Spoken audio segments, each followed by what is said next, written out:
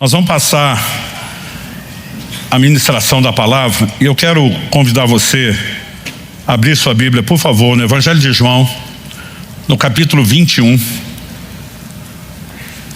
Enquanto você localiza o texto, nós vamos ler dos versos 15 até o 17. Eu queria rapidamente compartilhar um pano de fundo a respeito da forma como Deus me levou a entender esse texto e por que essa mensagem que eu já prego, há 32 anos, ela é tão importante, significativa, para mim, na minha vida, e evidentemente a gente sempre quer compartilhar. De tempos em tempos eu mexo nesse assunto. A última vez já foi uns 5 anos atrás. Eu me sinto em dívida com Deus e com vocês, porque a ideia de pararmos para analisar as verdades que nós vamos avaliar nesse texto não é apenas para aprender algo novo, mas principalmente para que a gente possa conseguir entender onde estamos, para onde vamos. Então, antes mesmo de ler o texto bíblico, eu queria só compartilhar isso. Início de 1994, estava nos primeiros meses do pastorado, apesar de já pregar mais tempo. Eu comecei em dezembro de 93 e eu lembro que na época nós tínhamos 3 reuniões na semana. Tínhamos só uma celebração no domingo, a igreja era nova, um culto era mais do que suficiente, isso era no domingo à noite. Mas tínhamos uma reunião de ensino, uma escola bíblica na quinta-feira. A gente não chamava de escola, mas era um outro propósito para essa reunião. Mas muitas mulheres que tinham dificuldade, o lugar onde moravam, famílias onde os maridos não eram convertidos e tinham dificuldade de frequentar o culto domingo à noite, começaram a pedir se a gente faria uma reunião menor na terça à tarde para facilitar a vida delas. Então a gente tinha recém-implementado isso. Então já tinha passado o culto do domingo, terminou a reunião da terça à tarde. Eu vejo irmã Maria me rodeando. Ela era muito introvertida, tímida, e eu achei que ela estava querendo uma oportunidade de falar. Irmã Maria tinha experimentado uma conversão assim extraordinária, aquele tipo de crente que já converte a 1000 por hora, Ela entrou a primeira vez numa das nossas reuniões com câncer sério, no estágio avançado. No dia em que botou o pé da igreja, ela foi instantaneamente curada da sua enfermidade. Aquilo foi tão impactante que ela entregou a vida a Jesus, mas entregou assim, coração e alma por completo. A família foi muito impactada com o que aconteceu e todos se converteram. O esposo dela, palavras dele na época, ele dizia que antes da conversão ele vivia mais deitado do que de pé, do tanto que bebia. Um dia alguém brincou, mas bebia muito. Outro respondeu, você tem ideia, do golinho que dava para o santo morreu de cirrose. Então, ele também, quando se converteu, foi instantaneamente liberto do alcoolismo. O que Deus fez naquela família foi lindo. Então nós temos uma nova convertida, que não é tanto tempo assim de caminhada, mas que está se doando tremendamente a Deus. E quando eu vi a irmã Maria rodeando, eu falei, irmã Maria, você quer conversar? Sim. Eu falei, se aproxime. Ela chega dizendo, pastor, eu tenho certeza que eu não estou louca. A minha vontade, meu lado gaiato, brincalhão, é dizer, olha, nenhum louco acha que é louco, então ter certeza que não é louco, não é nenhuma garantia. Mas eu vi que ela estava muito emocionada, quebrantada. Eu engoli a vontade de brincar. Eu falei, por que a senhora está falando isso? Ela ficava insistindo, eu tenho certeza que eu não estou louca. Foi o pastor no culto do domingo à noite. Aquele momento tal da adoração, em tal canção, enquanto nós estávamos adorando, e foi um culto muito especial. Ela diz, eu levei um dos maiores sustos da minha vida. Eu falei, por quê? Ela falou, eu ouvi um barulho de metal retorcendo vindo do teto. Ela falou, eu achei que o teto estava caindo. Nós tínhamos uma estrutura metálica do telhado, telhas de zinco, e não tinha nem forro, nada disso, Era tudo visível. Ela falou, eu olhei para cima assustado de onde vinha o barulho. Ela disse, quando eu olhei, o que eu vi me assustou mais do que o barulho que eu vi. Ela diz, o telhado da igreja estava se abrindo de fora a fora pela metade. Ela diz, metade do telhado enrolou para um lado, como quem abre uma lata de sardinha, metade enrolou para o outro. Eu estou assustado olhando o que é isso, o que está acontecendo. Ela diz, e os céus se rasgaram de fora a fora. Ela diz, eu vi o Senhor Jesus. Ela falou, o rosto dele brilhava mais do que umas 10.000 vezes o sol. Ele estava rodeado de anjos, era uma cena assustadora. Ela diz, um dos seus braços estava estendido, a mão aberta. Ela diz, eu sabia que era ele, não pelo rosto, que eu não podia enxergar pelo brilho, mas pela mão. Ela diz, eu vi um buraco não era uma cicatriz, é como se a marca do cravo nunca tivesse fechado. Aí diz, mas o outro braço não estava aberto para fora da mesma maneira que o primeiro. Na verdade, estava estendido para frente, a mão fechada e um dos dedos em riste, apontando na direção da igreja. Ela diz, e ele fez uma pergunta barulhenta, a voz parecia um trovão. E a pergunta foi, tu me amas? Ela falou, pastor, aquela voz trovejou a segunda vez, tu me amas? Ela falou, olhar para o lado e dizer, ninguém está vendo isso? Ninguém está ouvindo isso? Ela falou, era tão real que eu não conseguia entender que aquilo era uma visão. Para mim era tudo literal. Ela diz, então a voz trovejou pela terceira vez, tu me amas? Ela diz, eu só entendi que era uma visão. Quando o céu se fechou, o telhado voltou ao normal. Ela diz, eu fiquei tão impactada. Ela diz, não que eu tenha ficado doente, mas meu corpo ficou tão debilitado com a intensidade da visão, que ela diz, eu cheguei em casa no domingo à noite e eu só levantei hoje, na terça-feira, eu não saí da cama na segunda. Eu estou ouvindo a irmã Maria e perplexo eu pergunto, por que a senhora não falou nada do domingo à noite? Por que não compartilhou isso pra gente? Eu lembro da bobagem que eu falei para ela, eu falei, pode ser que Deus esteja querendo falar alguma coisa. Se depois de tudo isso só pode ser que Ele queira, se imagina quando Ele quiser mesmo. O crente, quando não sabe o que fazer, tem uma resposta padrão. Eu falei, vamos orar. Eu não consigo te explicar o que aconteceu quando eu estou ouvindo a irmã Maria. Eu sei que ela não está brincando. Eu sei que ela de fato teve uma experiência, uma visão aberta do Senhor Jesus. Eu nunca tinha visto ninguém ter uma experiência como essa. Mas honestamente, eu sinto Deus me chacoalhando, mexendo com toda a minha estrutura. E hoje, mais de 30 anos, toda vez que eu vou contar a história, isso me emociona. Deus me pegou de jeito por dentro, mas tudo que eu disse para ela, vamos orar, porque eu não sabia o que fazer com aquilo. Mas eu de fato comecei a processar, digerir, orar. Passou a terça, a quarta, chegou a quinta-feira.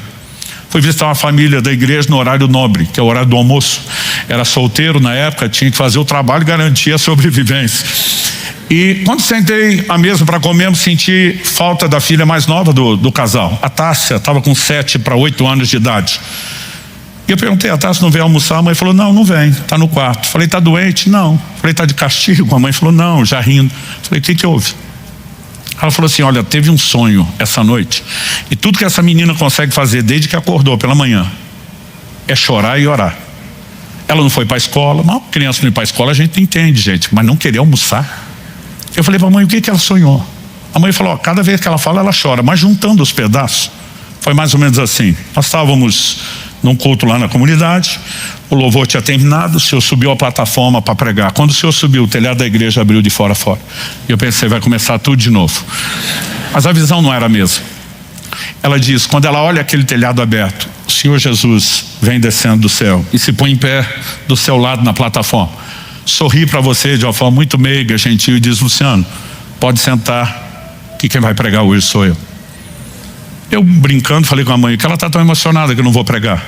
A mãe falou, não, o que emocionou ela foi outra coisa. Eu falei, o quê? Ela falou, os olhos do Senhor Jesus. Aquela mãe me dizia emocionada, pastor, isso não pode ser uma invenção da minha filha. Ela fica dizendo o tempo todo, mãe, nem no mundo inteiro existe tanto amor concentrado como eu vi naqueles olhos. E cada vez que ela lembra aquele olhar, ela chora. Algo me pegou por dentro ainda mais forte do que com a conversa da irmã Maria. E a minha oração é que algo parecido aconteça com você hoje. Você que está nesse auditório, você que nos acompanha pela transmissão, ou mesmo por uma gravação. Eu não me lembro do que aconteceu naquele almoço, eu não me lembro do que a gente conversou, eu já estava em outra sintonia, eu fui embora o mais rápido que pude. Eu só lembro ter passado pela porta do apartamento onde morava, me joguei no chão da sala já chorando, falei, Deus, eu não sei o que está acontecendo, todo mundo resolveu ver Jesus essa semana. Eu nunca vi isso antes, nunca vi isso depois, a intensidade daquelas experiências. Eu falei para Deus, o que está acontecendo? É evidente que o Senhor está tentando falar algo. Eu falei, eu não creio que o sonho da Tássia seja literal, que o Senhor vai literalmente descer, pregar fisicamente. Falei, se for, me confirma, eu vou chamar a imprensa, vou ficar em pé do seu lado, vai aparecer. Mas eu falei, eu não creio que seja isso. Deve ter algo simbólico, mas eu não entendo nada. E eu não quero parecer ou insinuar que a gente tem esse tipo de experiência o tempo todo, que move nesse nível de espiritualidade. Mas o que eu experimentei aquele dia? Eu creio que eu posso falar como os profetas do Antigo Testamento falavam. Veio a minha palavra do Senhor. Não falo no sentido da autoridade da palavra escrita, mas cada vez que iam liberar a palavra para as pessoas, o Espírito Santo falou comigo com uma clareza que até hoje eu tenho dificuldade para entender. Eu ouvi isso do lado de dentro, eu ouvi isso do lado de fora. E diz, é evidente que o sonho é simbólico. Eu perguntei qual o simbolismo. O Senhor disse, eu estou tentando falar com a minha igreja desde domingo e vocês não me permitem. Então, quando ele falou desde domingo, eu lembrei da visão da irmã Maria. E ele me diz, já passou o domingo, já passou a terça. E hoje, apesar de você estar com um estudo preparado, você pode ministrar isso qualquer outra quinta-feira. Hoje eu quero falar com o meu povo, é a minha palavra. Eu falei para ele, eu preciso saber o que o senhor quer falar. Porque uma coisa é deixar de lado o que está preparado, a outra é o que dizer. E nessa hora o Senhor me disse, qual é o único texto da Bíblia que contém as perguntas que a irmã Maria me ouviu fazer? Eu na hora lembrei de João 21. E esse é o texto que nós vamos ler. Porque eu não vou pregar a visão da irmã Maria, eu não vou pregar o sonho da Tássia. Eu quero apenas tentar introduzir o assunto, né? Tentando de alguma maneira comunicar a importância, o impacto com que isso entrou desde o início. João capítulo 21, esse é o nosso texto. Versos 15 a 17, depois de lermos até o 17, vou pedir se você puder deixar aberto ou marcado, que daqui a pouco nós vamos voltar no verso 18 e 19. 15 a 17, depois de terem comido, Jesus perguntou a Simão Pedro, Simão, filho de João, você me ama mais do que esses outros me amam? Ele respondeu, sim, o Senhor sabe que eu amo. Jesus lhe disse, apacente os meus cordeiros. Jesus perguntou pela segunda vez, Simão, filho de João, você me ama? Ele respondeu, sim, o Senhor sabe que eu amo. Jesus lhe disse, pastoreie as minhas ovelhas. Pela terceira vez, Jesus lhe perguntou, Simão, filho de João, você me ama? Pedro ficou triste por Jesus ter perguntado pela terceira vez, você me ama? E respondeu, o Senhor sabe todas as coisas, sabe que eu amo. Jesus lhe disse, apacente as minhas ovelhas. Eu quero começar dando destaque à pergunta que Jesus fez e repetiu, você me ama? As traduções antigas, tu me amas? Não há pergunta qualquer, ela não é irrelevante, ela não é sem importância. Aliás, eu definiria ela como uma pergunta crucial. E esse é o tema que eu quero colocar na mensagem de hoje, uma pergunta crucial. A importância dela é indiscutível, porque Jesus não está falando de um assunto qualquer. Quando questionaram Jesus, isso está registrado em Marcos 12, 28 a 30, qual é o maior, o principal, o mais importante de todos os mandamentos? E Jesus está diante do desafio de torcer a escritura da época e tirar um mandamento que se destacasse acima dos demais. Ele não hesitou, ele não titubeou, ele disparou. Amarás o Senhor teu Deus de todo o teu coração, com toda a tua alma, com todo o teu entendimento, com todas as tuas forças. Então o maior mandamento, o que temos de mais importante, é não apenas amar a Deus, é amá-lo com o que eu classifico de amor total. O nosso espírito, a alma, o entendimento, as nossas forças, tudo de nós tem que ser colocado nisso. Portanto, a pergunta é crucial. Em Efésios, no capítulo 6, no verso 24, a Bíblia diz, a graça seja com todos os que amam a nosso Senhor Jesus Cristo com amor incorruptível. É lógico que a graça não é recompensa, não é fruto de mérito. Então Deus oferece graça ao miserável pecador. Quando ele está falando da graça seja com os que amam, não está falando daquela graça que nos alcançou inicialmente. Está falando de uma ação maior, mais profunda. Assim como a Bíblia fala sobre de fé em fé, de glória em glória, a Bíblia também usa expressões graça sobre graça, né? Nós podemos entender que você pode ir mais longe. Agora, há uma medida de graça separada, não só para aqueles que amam, mas amam com amor incorruptível. Algumas traduções às vezes optaram por amor sincero. A palavra no original é que não se corrompe, que não se estraga, que não se deteriora. Pastor, o amor de alguém por Jesus pode sofrer perda e dano, prejuízo, diminuição? Evidente que sim. Em Apocalipse 2, na carta à igreja de Éfeso, o Senhor falando com o anjo mensageiro da igreja diz, tenho porém contra ti, que abandonaste, a maioria das versões diz, perdeste o seu primeiro amor. Só que a Bíblia está dizendo que quem o conserva vai experimentar graça diferenciada.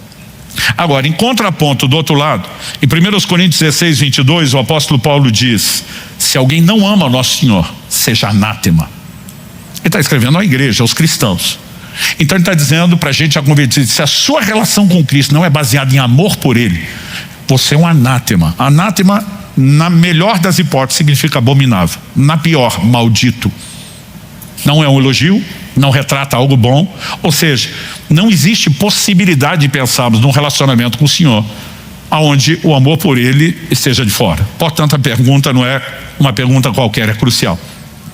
Mas o próximo questionamento é: qual o propósito da pergunta? Onde Jesus pergunta: Pedro, me ama, é só para ouvir sim ou não? E todo o contexto do texto nos mostra que não é isso que Jesus quer. Esse é o primeiro ponto que eu quero destacar aqui. Jesus, na verdade, quer levar Pedro ao que eu chamo de uma autoavaliação sincera. Qual o nível do amor dele para com Jesus? Quanto ele ama? Porque, na verdade, eu e você precisamos perceber que Jesus não começou uma conversa. Jesus retomou uma conversa que foi interrompida antes. Quando? Na última ceia. Na última ceia, Jesus disse para os seus discípulos: um de vocês vai me trair. A maioria deles começa a perguntar um após o outro: porventura sou eu, porventura sou eu, sou eu. Por que cada um está perguntando sou eu? Cada um se vê, potencialmente falando, como um provável candidato a falhar e tropeçar. Ninguém está naquele nível de dizer eu me garanto. Agora, Pedro não fez essa pergunta: porventura sou eu. Pedro faz uma outra pergunta e não é para Jesus. A pergunta de Pedro é dirigida a João, que a Bíblia diz estava com a cabeça reclinada no peito de Jesus. Pedro olha para o João e diz: pergunta quem é. Esse pergunta quem é, para mim, além da curiosidade, serve no quê? Eu boto a mão no fogo por mim e por ti, João, por nenhum dos outros 10. Mas Pedro dava, em outras palavras, ao não perguntar porventura sou eu, dizendo eu me garanto. Como sabemos disso? João 13:37 diz que Pedro diz para Jesus: por ti eu daria minha vida. Traduzindo, eu morreria por você. Então não tem chance de eu te trair. Se eu morreria por você, como é que eu vou chegar a esse ponto? Quando Pedro diz eu morreria por você, Nosso Senhor dá aquela encarada que eu, brincando, gosto de chamar de messiânica. E diz: Pedro, você morreria por mim? Claro, Senhor. Jesus diz: ainda essa noite, tipo, não vai nem demorar, antes que o galo cante, você vai me negar 3 vezes. O Pedro está lá: de modo nenhum, Senhor. Mas você conhece a história e sabe o que aconteceu. Agora Jesus ressuscitou. As 3 vezes que Pedro negou foi antes da sua morte, da crucificação. Jesus aparece e diz para Pedro: vamos retomar o assunto. Você me ama? Ah, pastor, não tem relação. Vou te provar que tem. Primeiro, cada pergunta é muito parecida às 3. Em essência, diria que é a mesma pergunta. Nos detalhes, não. A primeira pergunta é um detalhe que nenhuma das outras tem. Jesus pergunta a Pedro: você me ama mais do que esses outros? Qual o propósito de perguntar se Pedro ama mais? Então o que está em questão na primeira pergunta não é ama mais. E por que Jesus perguntaria isso? Porque lá atrás, enquanto todo mundo se via como potencial para errar e até trair Jesus, Pedro não. Essa turma aí pode falhar, eu estou em outro nível. Então basicamente Jesus está perguntando para ele: você ainda acha que é o cara? Por que podemos deduzir isso? Não apenas por esse argumento. Há um jogo de palavras no original grego. O koineu, grego antigo, em que foi escrito o Novo Testamento, ele tinha palavras distintas para expressar conotações distintas de amor. O que nós não temos no português, no espanhol, no inglês, nas línguas modernas. Então, por exemplo, se alguém usar essa palavra estorge, ela serve só para amor familiar. Ela é pouco conhecida, mas só se usa no contexto familiar. A pergunta que Jesus faz a Pedro é: Pedro, tu me amas? Agapau, uma derivação de ágape. Ágape, amor perfeito, sacrificial. Pedro responde: tu sabes que eu te amo? Filéu. Filéu, amor de amigo, amor fraternal, entre irmãos. Só na pergunta e resposta nós já temos 2 tipos distintos. Nós podemos incluir o que não está no texto, que é a palavra eros. Eros significa amor, mas com uma conotação do quê? A intimidade física, o contato físico, a vida sexual de um casal. Então, evidentemente, que se o marido falasse para a mulher: benzinho, vão fazer amor, não é estorge, apesar de ser família. Ele estaria fazendo outra proposta. Cada uma tinha um significado. E eles usavam aquilo de acordo com o significado. Então, quando Jesus intencionalmente pergunta: Pedro, me amas? Agapau, está falando do amor sacrificial. Isso remete à promessa de Pedro: eu sou o cara, essa turma te trai, morre por você, e aí? Você é agapau mais do que eles? E quando Pedro responde: tu sabes que eu te amo, Filéu? Em 94, quando Deus falou isso comigo, eu lembro que tinha acabado de sair o Novo Testamento, da Nova Versão Internacional. Não tínhamos ainda a Bíblia, né, toda, mas o Novo Testamento já estava pronto. E naquela primeira versão, a tradução era assim: Pedro, tu me amas? E a resposta de Pedro era: tu sabes que eu gosto de você. Imagina a moça perguntando pro rapaz, namorado ou noivo: benzinho, você me ama? Te considero muito. A resposta não é o que ela está perguntando, não é o que ela quer ouvir. Nós sabemos a encrenca que esse cara se meteu. Quando Jesus pergunta: Pedro, você me ama? É como se ele estivesse dizendo: eu gosto muito de você. Para quem tem pelo menos minha idade, era mais ou menos isso a frase: amar eu amo, mas não é aquela Brastemp, não é isso tudo, não é aquelas coisas. Ou seja, Jesus não quer saber só se ama ou não ama. Ama o que você achava? E Pedro diz: não, eu estava enganado. Agora, o que acontece? Que na terceira pergunta Pedro se entristeceu. Jesus não mudou a pergunta, pelo menos não nos parece. Mas na primeira e na segunda é: você me ama agapau? Pedro responde: filéu. Me ama agapau? Jesus insiste: filéu. E o que houve na terceira? Na terceira Jesus diz: você me ama filéu? Tipo, é só isso. E a Bíblia diz que Pedro não só entristece, mas qual a resposta? Nas duas primeiras ele diz: o Senhor sabe que eu te amo. Agora o Senhor sabe todas as coisas. O que está por trás disso? Quando eu achava que era o cara, o Senhor já sabia que eu não era. Não adianta eu maquiar, não adianta eu florir, não adianta eu exagerar, aumentar. Amar eu amo, mas não é tudo que eu achava. Ou seja, Jesus está submetendo Pedro a uma autoavaliação. Evidente que assim como Pedro se entristeceu no dia em que Deus estava me fazendo entender essas coisas que era para compartilhar com a igreja, isso me quebrou, me arrebentou. Porque Deus virou minha vida ao avesso. É difícil explicar o que acontece quando você recebe luz, uma visitação de Deus. Mas eu enxerguei algo muito parecido na minha vida. Gente, não acho que quando Pedro falou: eu morreria por ti, ele está mentindo. Quem é doido de mentir para Deus? Mas ele estava mentindo para si mesmo, ele estava equivocado, se enganando. É por isso que a Escritura diz repetidas vezes sobre enganarmos-nos a nós mesmos. A gente não vai enganar Deus, mas às vezes a gente está se enganando. E eu lembrei de quando eu era adolescente, lá pelos meus 15, 16 anos de idade, recém cheio do Espírito Santo, aquele fervor, buscando a Deus todo o coração. O pastor terminou de pregar, nem fez apelo, eu fui à frente oferecido. Dobrei meu joelho no altar, falei para Deus: estou consagrando minha vida para ser um mártir da causa do Evangelho. Me ofereço para morrer pela sua causa, Jesus. Ninguém vai falar isso para Deus tentando enganá-lo. Eu acreditava que eu amava a ponto de morrer. E nesse dia Deus começou a me mostrar toda a fragilidade do meu amor que eu não enxergava. Aquilo me arrebentou. Eu chorei que nem criança. É aquele momento que cada um de nós já passou, que você tem vontade de dizer para Deus: eu nem sou crente, eu sou uma fraude. Eu estava acabado. E eu pensei: se no primeiro tópico da mensagem já me nocauteou, o que é que vem depois? A segunda coisa que ele fez entender teve o efeito inverso, me levantou. Mais do que aquilo que eu estava antes de ter sido derrubado. Porque na verdade, Jesus não quer que Pedro descubra que não ama o que achava para desfazer de Pedro, ou para que ele desanimasse ou desistisse.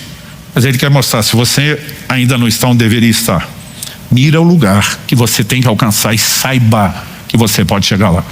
Se o primeiro tópico da mensagem é a necessidade da autoavaliação sincera, o segundo é um princípio espiritual: o amor, mesmo por Jesus, por Deus, pode crescer.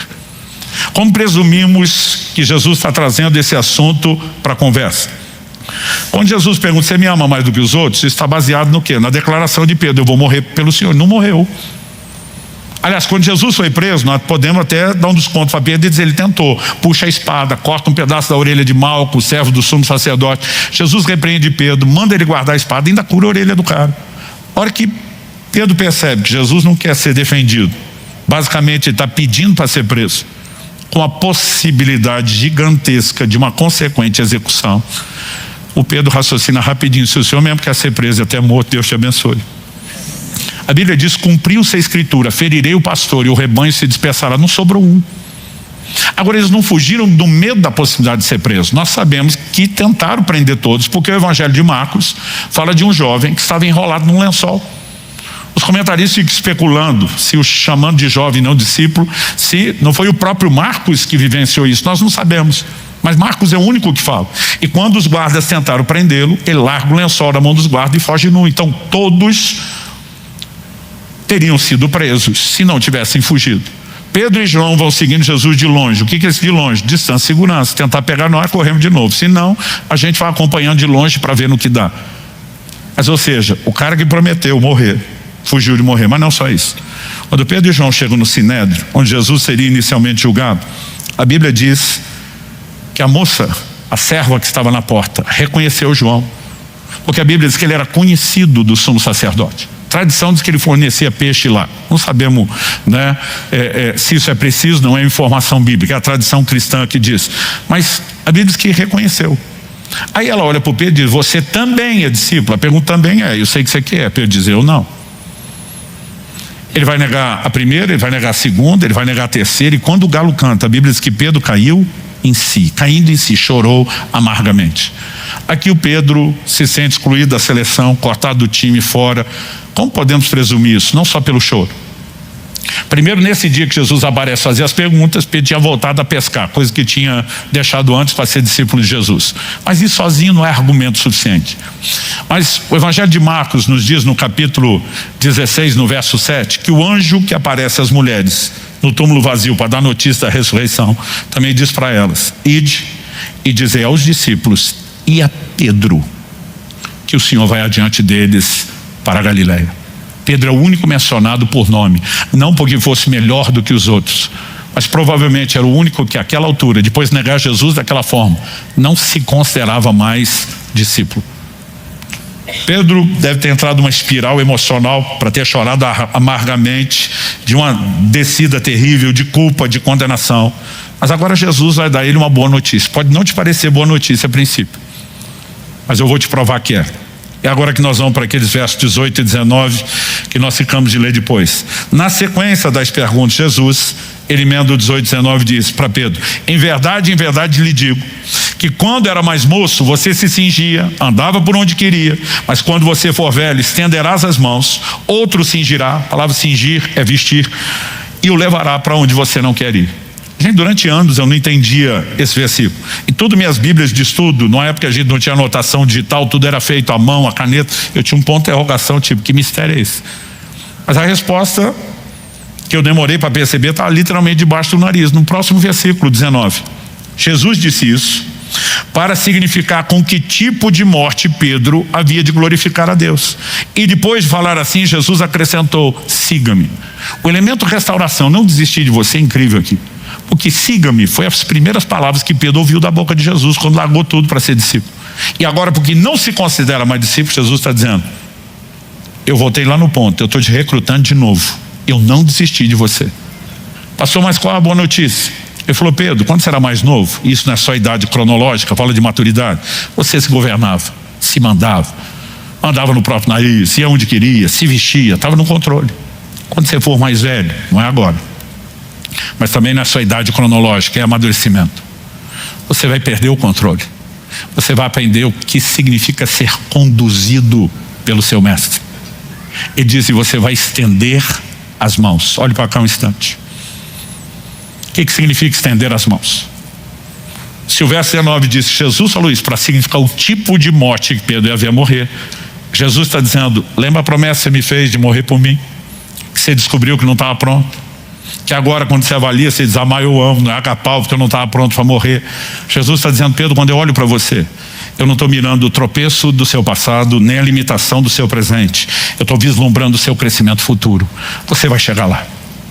Chegará o dia em que você estará pronto para morrer. E diz a tradição cristã que Pedro não apenas foi crucificado, uma das mortes mais comuns praticadas com meio de execução pelo Império Romano. Quando era criança, achava que só Jesus e os dois ladrões da cruz é que foram crucificados e ninguém mais na vida. Demorou para eu descobrir que milhares foram. Mas a tradição cristã, tradição é aquela história oral, transmitida de maneira verbal nas primeiras gerações, que ainda nos primeiros séculos passou depois a ser registrado. Não tem para nós o peso de autoridade da Bíblia, não é o que você pode dizer, é indefensável, né? Porque depois de séculos de conversa a gente pode ter alterações, mas são considerados probabilidades históricas. Pedro não apenas teria sido morto, crucificado, foi executado pelo Império Romano, mas quando chegou o momento de morrer, Pedro teria dito: eu não sou digno de morrer com o meu Senhor, e pediu que o crucificassem de cabeça para baixo. Aquele cara que um dia fugiu e falou: morro não, terminaria sua vida como? Eu aceito com honra, mas não sou digno nem de morrer como ele. Piora meu sofrimento, mas me crucifique de cabeça para baixo. Jesus vislumbrou isso muito tempo antes. Ah, pastor, mas está falando que vai morrer, é notícia boa? Não a morte em si, o que está por trás. Pedro, você achava que amava a ponto de morrer, descobriu que não. Eu olho para você e vejo que você vai chegar lá. É assim que Deus olha para mim e para você. Ele não está vislumbrando ou focando o tropeço do passado, nem a limitação do presente. Ele está de olho no nosso crescimento futuro. E Deus acredita em você mais do que sua mãe. Porque mãe é mãe, fala sério. Tem para ninguém. Agora, as mães às vezes ignoram a realidade de alguns defeitos dos filhos. E Deus não. Ele passa por cima porque ele vê o aperfeiçoamento. Isso é muito diferente. Me faz lembrar de uma história que me contaram, nem sei se é verídica, mas não duvido nem um pouco da possibilidade, da mãe que foi assistir o filho desfilando na parada militar. Ele disse que o menino marchou no compasso errado da tropa. Quando todo mundo erguia a perna esquerda, ele a direita. Quando erguiam a direita, ele a esquerda. E dizem que a televisão filmou ele do começo ao fim. Foi o mico da parada. Não sei como acharam a mãe. E foram perguntar para ela: como a senhora se sentiu vendo seu filho marchar no compasso errado da tropa o tempo todo? A mãe respondeu: meu filho não fez nada de errado, quem estava errado era o resto da tropa. A mãe tenta não ver o erro, tenta imaginar probabilidades melhores com boa intenção evidente. Deus não é desonesto. Jesus está olhando para Pedro e diz: eu vou olhar para o seu crescimento. Isso me faz lembrar da profecia de Isaías: não esmagará a cana quebrada e nem apagará o pavio que fumega. Eu nunca entendi essa expressão, esmagará a cana quebrada. Nasci e cresci nas grandes cidades do estado de São Paulo, à volta da capital, a selva de pedra, o asfalto. Se tivesse crescido no Paraná, me chamariam de piá de prédio, né? Mas quando mudei para Guarapuava em 1993, eu lembro que um dos irmãos falou: pastor, o senhor está inserido numa cultura completamente nova. Eu queria te ajudar a entender a dinâmica, como funciona a cidade, nossa economia. Ele era um fazendeiro e falou assim: a hora que o senhor tiver um sábado livre, eu queria fazer um tour com o senhor. Queria te mostrar os campos de plantio, como nós trabalhamos, o que é plantação, colheita, como funciona, né, o grande fluxo da nossa economia. Vai ser uma experiência, uma imersão cultural legal. Então logo eu pude marquei isso com ele. E ele falou: olha, o trigo está numa altura bonita de ver, não vai ser só chatice para o senhor se atualizar, eu acho que vai ser interessante. E aí chegamos nos campos de plantio, fiquei impressionado com o tempo que levou da cidade para lá, não imaginava essas distâncias, e fiquei impressionado com o tamanho desses campos, que eu não fazia ideia. Nós andamos pelo menos meia hora naquela plantação de trigo, e ele parando, colhendo a amostra, fazendo o trabalho dele, me explicando. Quanto mais ele anda, mais agoniado eu fico, porque onde a caminhonete está passando, o trigo está sendo atropelado atrás, e fica 2 rastros com aquele trigo no chão, com a caminhonete passando por cima. Aquele negócio vai me incomodando. Quando chega perto de uma meia hora, eu falei: todo dia você faz isso? Ele falou: a exceção do domingo, todo dia. Eu falei: mas meia hora como hoje? Ele falou: não, hoje eu estou encurtando, eu chego a fazer isso por até 3 horas. A hora que ele falou isso, eu transbordei minha ignorância. Falei: daqui a pouco não tem mais trigo com você atropelando tudo. Ele começou a rir, mas riu assim com gosto. Ele parou a caminhonete e falou: pastor, desce. Eu falei: desço não, você me pegou na cidade. Ele falou: vamos descer nós dois. Eu falei: você primeiro. A hora que ele desceu, eu acompanhei. Ele falou: vem aqui. Aí ele me colocou atrás da caminhonete, mostrou aqueles 2 trilhos do trigo atropelado no chão. O resto estava tudo alto, onde a roda não tinha passado, inclusive já tinha voltado para a altura normal. Ele falou: o senhor acha que isso não levanta? Eu falei: acho, eu tenho certeza. A caminhonete deve pesar pelo menos as 2 toneladas. Como é que esse trigo vai levantar? Ele falou: pastor, levanta. Eu olhei para ele e falei: impossível. Ele falou: não é não. Ele falou: olha para trás do senhor, mantém a altura dos seus olhos na altura do trigo, bem parelho, nessa direção que eu estou apontando. O que o senhor está vendo de diferente? Porque é tudo igual, tudo a mesma altura. Eu falei: tem 2 trilhos onde o trigo está mais ou menos 1 palmo abaixo do resto. Ele falou: olha a largura do trilho e a distância entre os 2 trilhos. Eu olhava aquilo, comparava de novo da caminhonete, olhava aquilo. Eu falei: você não está dizendo que passou ali e ergueu? Ele falou: faz 2 semanas. A minha cabeça queria explodir, eu dizia: impossível. Ele falou: pastor, olha para cá, aqui o senhor não precisa nem abaixar, olha nessa direção. Enxergou os 2 trilhos, estava fácil de ver, porque estavam mais de 2 palmos inteiros abaixo. Eu falei: quanto tempo você passou ali? Mais ou menos 1 semana. Eu falei: impossível voltar, não tem como isso levantar. Ele falou: pastor, quer saber como é impossível? Eu te explico. Ele fez o seguinte: ele falou: presta atenção no meu dedo, é só isso aqui que precisa, não é de uma caminhonete. Aí ele vai onde a cana, o caule do trigo quebrou. Essa é a expressão cana, o caule. Ele falou: se o senhor pegar aqui na cana onde ela quebrou e esmagar, não levanta mais. Ele fez isso com um, falou: pronto, esse aqui nunca mais ergue, o resto vai regenerar todo. Ele falou: é lógico, trigo maduro é outra conversa, verde como está. Na hora que ele falou isso, eu lembrei do texto de Isaías: não esmagará a cana quebrada Não importa o que foi que atropelou a mim ou a você no meio do processo, Ele não vai roubar de nós a esperança de nos reerguermos. E Ele está dizendo: Pedro, eu sei que você tropeçou, eu sei que você ainda está limitado. Eu não quero que você entenda isso para desanimar, eu quero que você entenda isso para projetar. Se é possível crescer, e até você sabe que eu estou dizendo que vai chegar lá, bora fazer esse amor crescer. E se o primeiro entendimento da autoavaliação me arrebentou, o segundo me levantou. Mas para terminarmos, a terceira verdade que eu quero destacar no texto é que o amor, tão esperado por nós, tão importante no relacionamento com Jesus, ele não pode se expressar apenas por meio de palavras. Não significa que a gente não possa falar. Tanto que Jesus está perguntando, Pedro está respondendo. Mas a cada resposta de Pedro, o Senhor sabe que eu te amo. O que é que Jesus diz na sequência? Apacenta as minhas ovelhas. Em outras palavras, Pedro, se você me ama, vamos tirar isso só do terreno da conversa, da falação, e vamos para o terreno das ações, da prática. Eu espero que você demonstre esse amor com certas atitudes e não apenas com a fala. 1 de João 3,18 diz: amados, amemos não de boca nem de língua, mas de fato e de verdade. Não quer dizer que quem ama não possa dizer, mas só falar e nossas ações não fazerem coro com aquilo que nós falamos, se faz a declaração, palavras vazias. E naquele dia o Senhor me fez entender com clareza que quem ama não só expressa isso em ações, mas Jesus direciona um tipo de ação específico: apacenta minhas ovelhas. Quem ama Jesus trabalha para Jesus. Ah, pastor, então Jesus está querendo recrutar mão de obra? Não. Ele está dizendo para Pedro: se você me ama, eu deixo você apacentar minhas ovelhas. Mas o que Deus nos revela lá no Apocalipse, na carta ao anjo da igreja de Éfeso, o Senhor diz: conheço tuas obras, teu labor, tua perseverança. Não faltava produtividade. O Senhor diz: mas tenho contra ti que você abandonou, perdeu o seu primeiro amor. O Senhor diz: lembra de onde você caiu. Ele chama de uma queda. Arrependa-se. Para chamar de arrependimento é pecado. Um dia um irmão falou para mim: pastor, ora por mim. Falei: pelo que você quer que eu ore? Eu estou em crise. Falei: qual a crise? Perdi o primeiro amor. Falei: não, você não está em crise, você está em pecado. Se amar a Deus é o maior mandamento, você comprometeu o primeiro, filho, como é que você vai chamar isso de crise?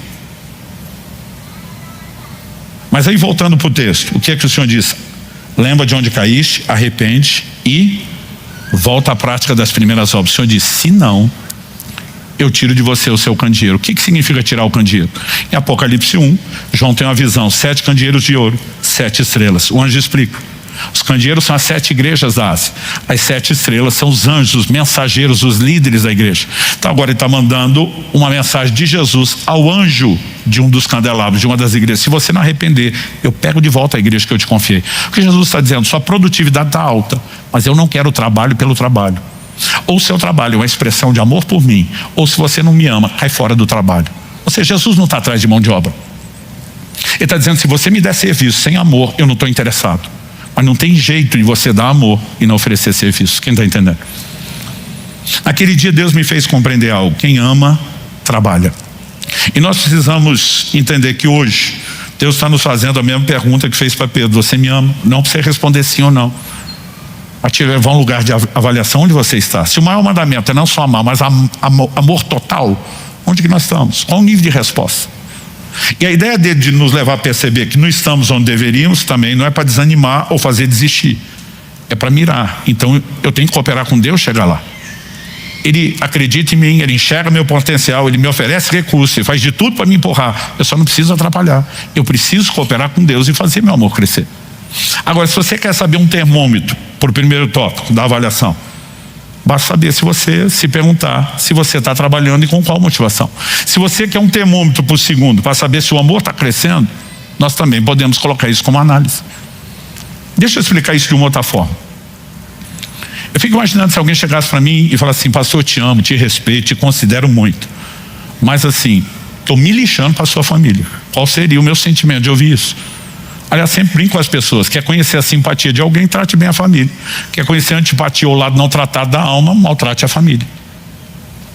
Da mesma forma, Jesus está dizendo: se você me ama, Pedro, eu preciso ser meus filhos.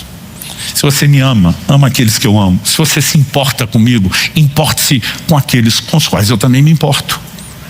Ele está dizendo: direcione o seu amor com esse tipo de ações. Quem está entendendo?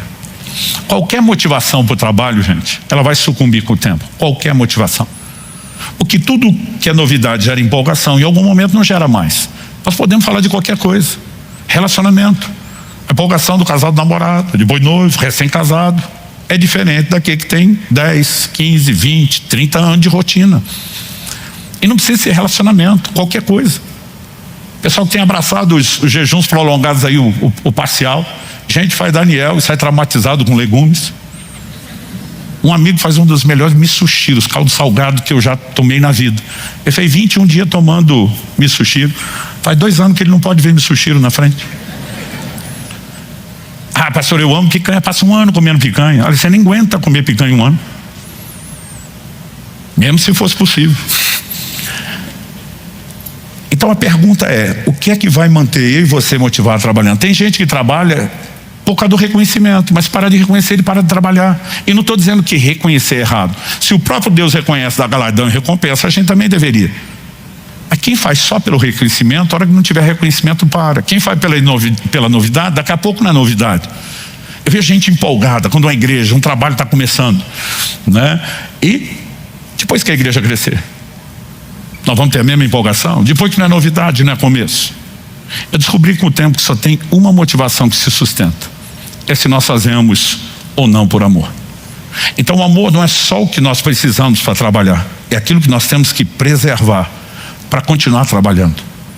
Se nós queremos ser o povo que Deus espera de nós, que o ame de todo o coração, Ele está dizendo que você temos que expressar isso como? Trabalhando. E não é um qualquer trabalho. Ele está dizendo, cuida do meu rebanho. Toda a nossa dedicação em cuidar de almas, né? Seja ganhá-las, trazê-las para Jesus, ajudar no discipulado, no cuidado, né? Desde o básico, expressão de amor por Ele. Então, se vamos entrar nessa nova dimensão, dizer o amor vai crescer, nós vamos realmente avançar determinado, nós vamos ter que arregaçar as mangas, botar a mão na massa. E não dá para viver no modo da vagabundagem espiritual. Quando falamos de serviço, quem está entendendo? Eu sou parte de uma geração, gente, que viveu outra realidade. Eram igrejas pequenas, a gente não tinha força de trabalho, né? O evangelho não tinha alcançado a proporção que alcançou. Gente, quando a gente falava domingo, era o dia da canseira. Primeiro começava com a escola bíblica dominical antes do culto. Depois emendava o culto, mas o culto de manhã era para crente. Tinha o culto da noite, que a mensagem era evangelista. Mas os crentes tinham que voltar, mesmo que não levasse visitante. E quem não voltasse não era crente. Aí você pensa, tem uma folga à tarde. Não, vai para evangelismo, vai para visita, trabalhar livre, né? Era um monte de coisa. Domingo era o dia da canseira.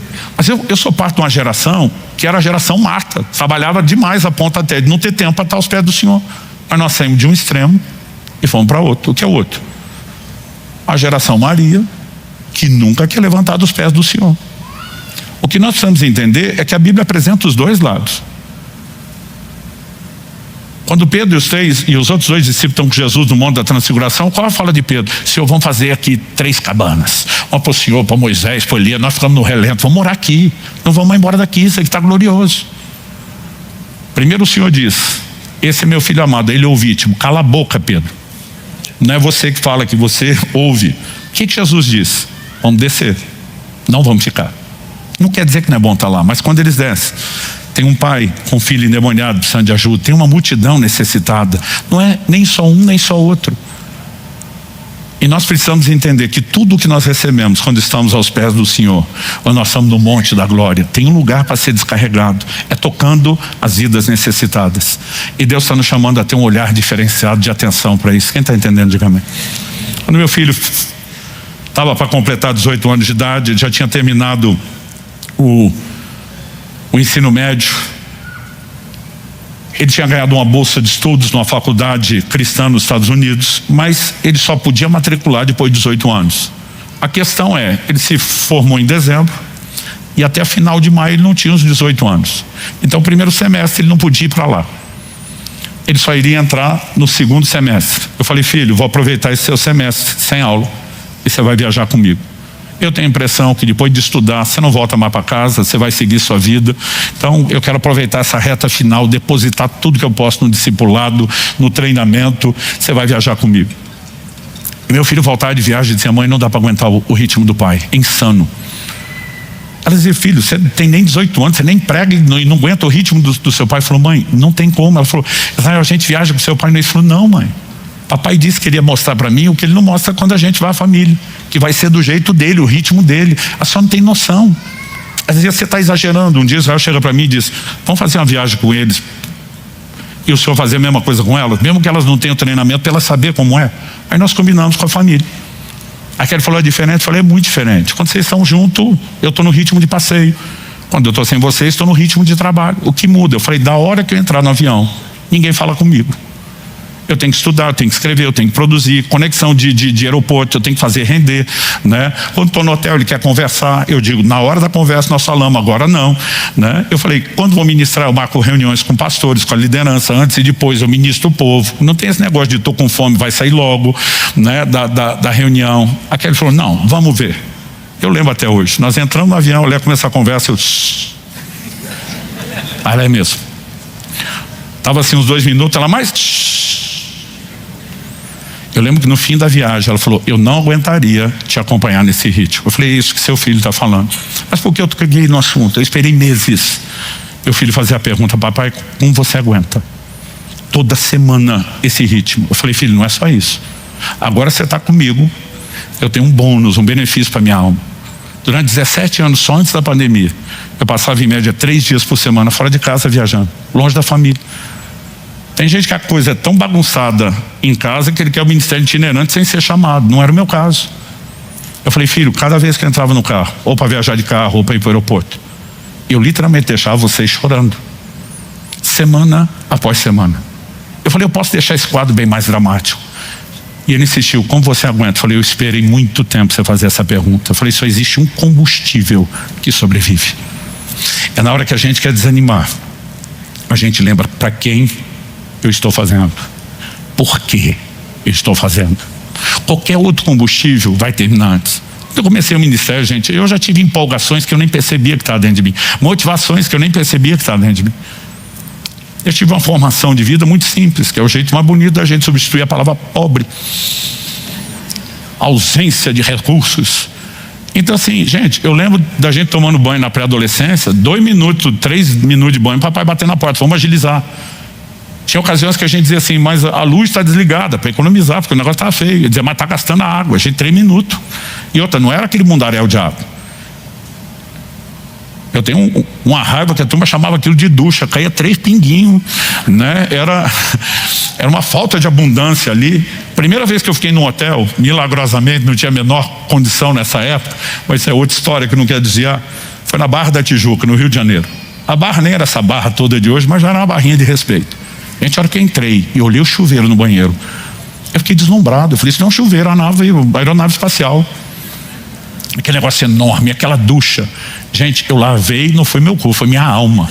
1 hora debaixo do chuveiro. Outro dia alguém falou: não pensou, eu estava desperdiçando água. Eu falei: economizei a vida inteira, eu tinha crédito. Depois de 1 hora, eu cansei de ficar em pé, eu peguei uma banqueta plástica, voltei mais 1 hora sentado, 2 horas de banho. E a cama? Eu sou de uma época, eu peguei colchão de mola. A nova geração não sabe o que é isso. O meu tinha uma mola solta na cama, que você virava à noite, ela te desvirava. Era um negócio horrível. Quando eu deitei aquele colchão, eu disse: isso não é um colchão, isso é uma mãe te pegando no colo. Primeira noite no hotel, já me corrompi, não fui na reunião cedo para dormir mais.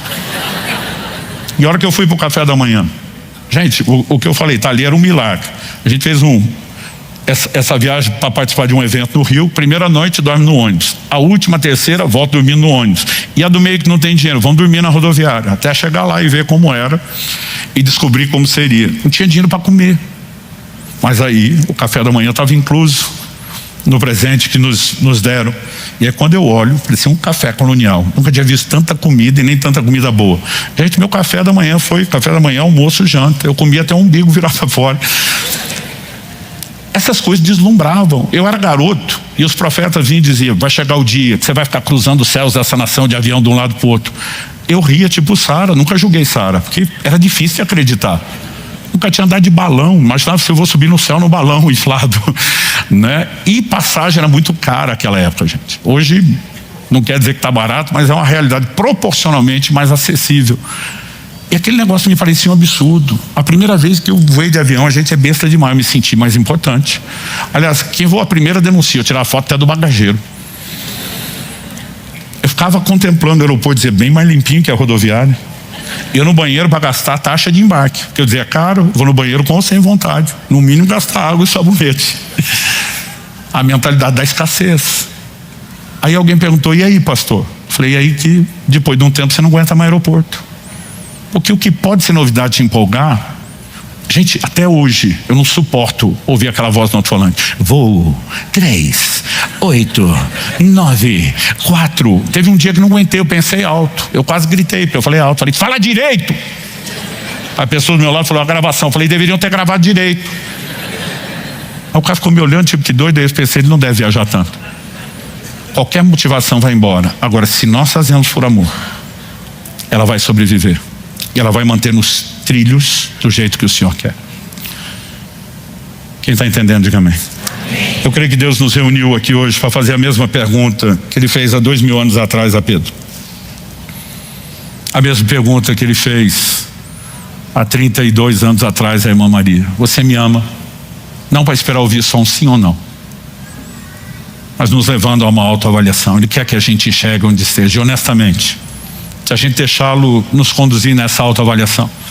Aliás, se a gente for além da autoavaliação, do autoexame, eu gosto de fazer um trocadilho, dizer melhor que autoexame é o exame do alto. E a oração do salmista, sonda, meu Deus, conhece o meu coração. Nós vamos perceber que nenhum de nós está onde deveria estar. Mas a gente não deveria desanimar com isso. Se eu não estou onde deveria, essa constatação tem que ser a força motriz que me empurre para esse lugar que Deus vê que eu e você podemos alcançar. O nosso amor pode crescer. Nós podemos chegar a um nível maior de entrega. E se tem um termômetro bom para avaliar onde estamos e se estamos ou não crescendo, e ainda é a maneira que Ele quer que expresse isso, é o serviço. Nós ainda estamos no começo do ano, tem muita gente fazendo planos. Na sua agenda, amar o Senhor e expressar isso por meio de serviço, você vai ter que encontrar um lugar de importância. Feche seus olhos por um instante. Senhor Jesus, se o Senhor não vivificar a Tua palavra por meio do Teu Espírito, terá sido só um discurso, só uma palestra. E nós precisamos mais do que isso.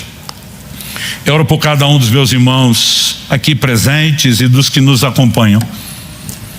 Não nos deixe apenas processar e digerir informação. Que a Tua palavra fale e cale nos nossos corações. Que ela não apenas exponha o nosso íntimo, porque a Tua palavra é um espelho que reflete a nossa realidade, mas que ela também reflita, ó Deus, a realidade futura, potencial, posicional que nós temos no Senhor, de avanço e crescimento. E Pai, nós oramos que haja clareza para que possamos Te dar a devida resposta e correspondência.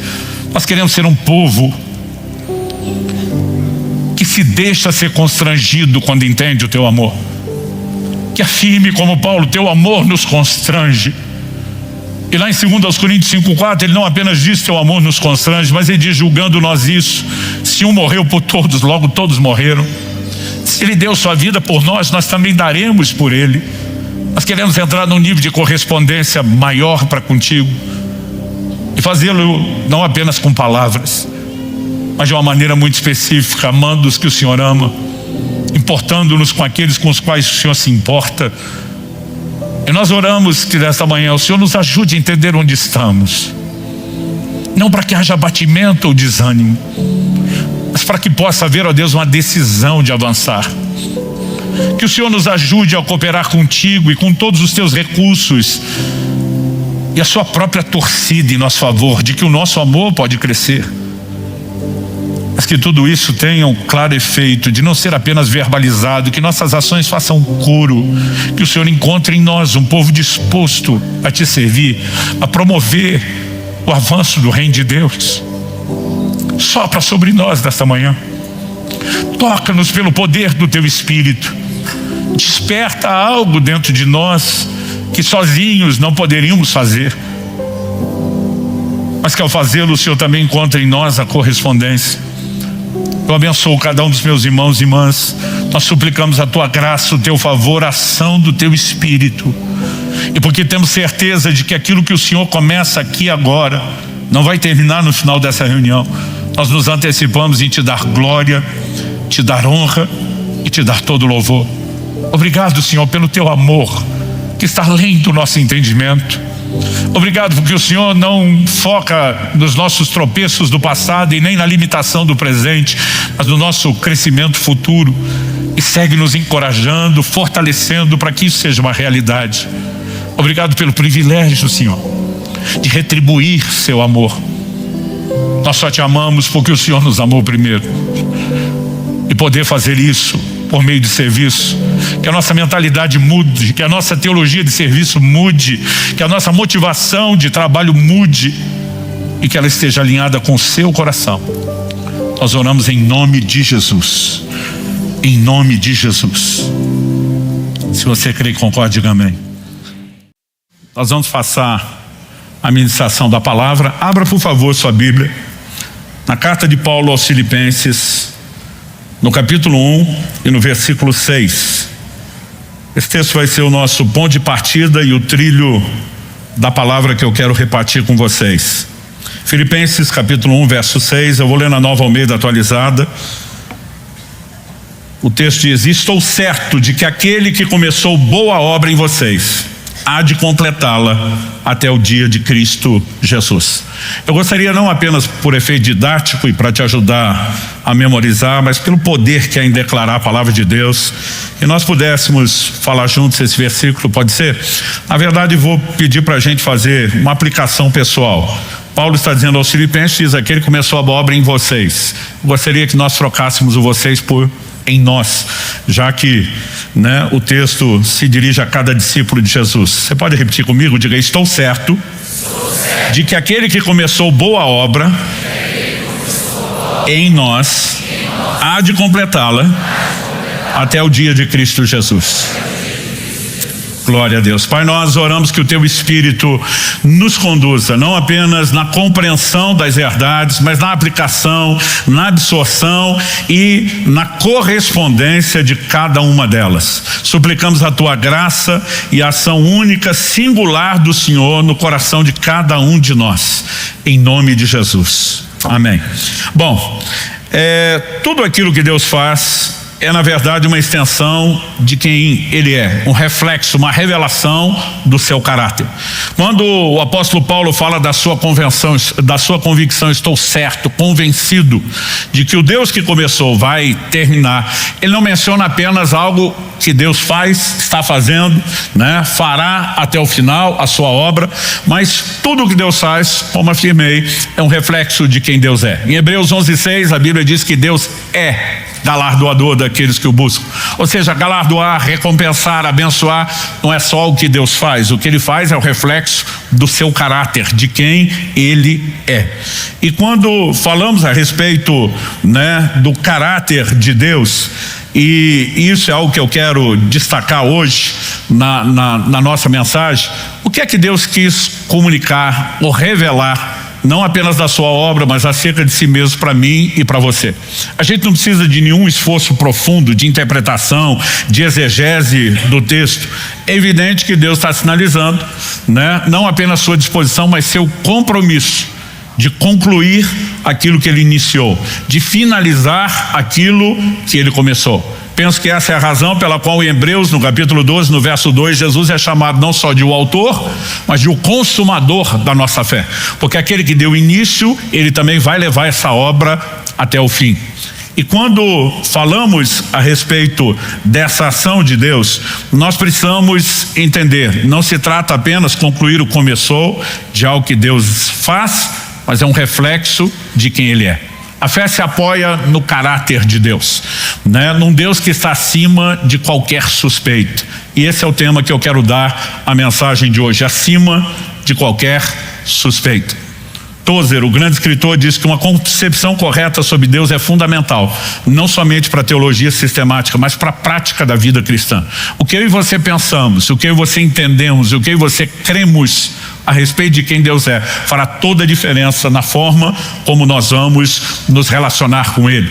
Então, para falar a respeito desse Deus que começou e que vai terminar e que é digno da nossa total confiança de que Ele não está brincando conosco, de que Ele não vai nos abandonar no processo, Eu quero fazer uma construção usando uma declaração do próprio Paulo, dessa vez na carta aos Coríntios, que nos chama a considerar exemplos negativos a não serem seguidos daquela geração que Deus tira do Egito e a partir desses exemplos, nós vamos procurar entender como eles se relacionaram de uma forma equivocada com Deus, não entendendo que aquele que começou a boa obra vai terminá-la, e o como a falha em entender quem Deus é e confiar nele de maneira correta acabou sabotando, né, a jornada que eles tinham, ou o destino que Deus tinha para eles, que era a terra prometida, na qual aquela primeira geração, na sua grande maioria, não conseguiu entrar.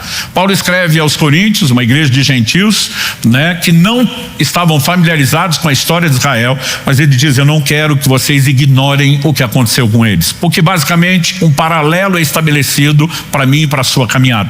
Então nós vamos avaliar alguns exemplos que precisam ser considerados. Depois disso, eu quero destacar aqui junto com vocês que, se por um lado Deus está dizendo o que eu comecei eu vou terminar, e Ele está falando da parte dele, isso não significa que Deus trabalhe sozinho de forma unilateral. A Bíblia também mostra a nossa parte na interação com Deus, aquilo que é responsabilidade humana. E se a corda pode roer, e se algo pode dar ruim, nunca será do lado de Deus, comprometido a terminar o que começou.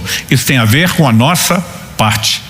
Mas só depois de construir com esses exemplos e destacar essa interação a parte de Deus e a nossa, é que eu quero tentar trabalhar um pouco melhor o que significa essa confiança que nós precisamos ter naquele que começou e vai terminar a boa obra que começou. Então, em primeiro lugar, os exemplos a se considerar, eu quero que você leia comigo, por gentileza, primeira carta de Paulo aos Coríntios, capítulo 10.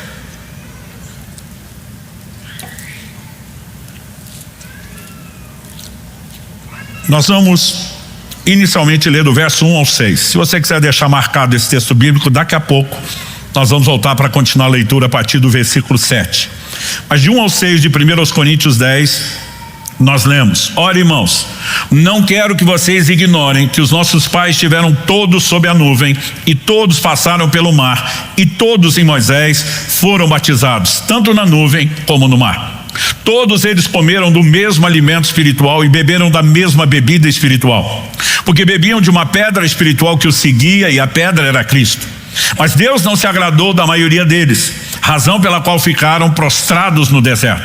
Ora, essas coisas se tornaram exemplos para nós, a fim de que não cobicemos as coisas más como eles cobiçaram.